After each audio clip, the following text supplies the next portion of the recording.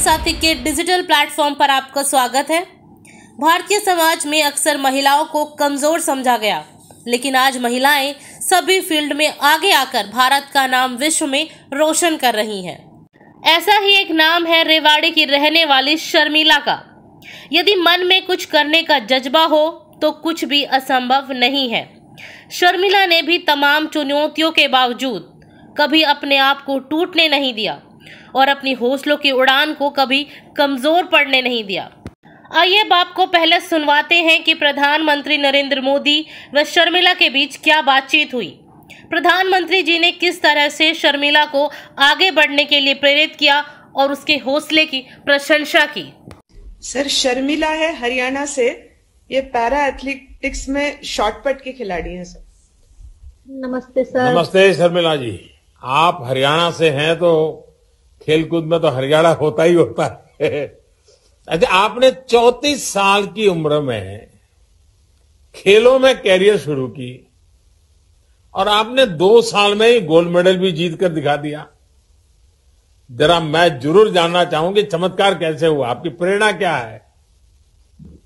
Sir, मैं हरियाणा से जिला महेंद्रगढ़ से निवास करती हूँ। रेवाड़ी में मैं रहती हूँ।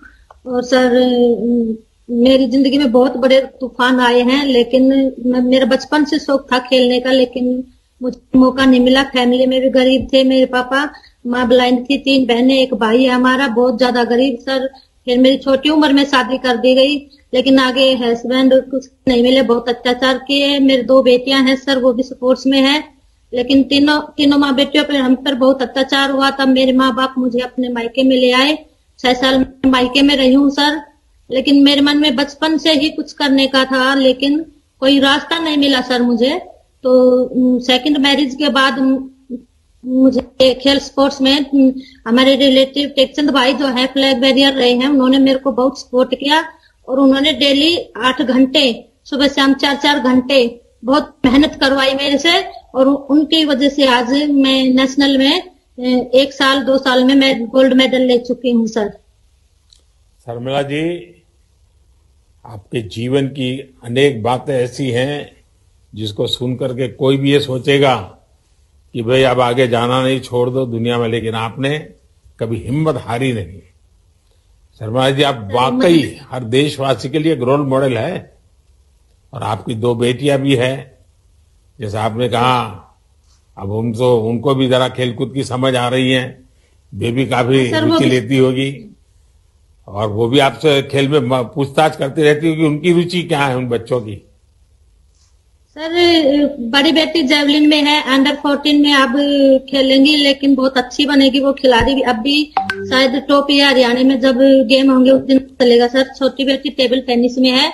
मेरी इच्छा है कि मैं मेरी बेटियों को भी खेल में लाके उनका भी जीवन अच्छी तरीके से बनाऊं, क्योंकि जो मैंने झेले हैं ये बच्चों पे न आए। सेवा में आपके जो कोच है टेकचंद जी, वो भी पैरालंपियन रहे हैं, उनसे भी आपको बहुत कुछ सीखने को मिला होगा। हाँ सर, उन्होंने ही मुझे प्रेरित किया है और करवाई है 4-4 घंटे की। जब मैं स्टेडियम में नहीं जाती तो घर पकड़ पकड़ के ले जाते थे, थक जाती थी। फिर उन्होंने मेरा हौसला बढ़ाया कि हार मत मानना, जितनी मेहनत करेगी उतना फल तेरे आगे आएगा, मेहनत पे ध्यान दो। शर्मिला जी, आपने जिस उम्र में खेलने की सोची, उसमें बहुत से लोगों के लिए खेल शुरू करना मुश्किल होता है। आपने साबित कर दिया कि अगर जीतने का जज्बा हो तो कोई भी लक्ष्य असंभव नहीं है। हर चुनौती आपके हौसले के आगे हार जाती है। आपका समर्पण पूरे देश को प्रेरित करता है।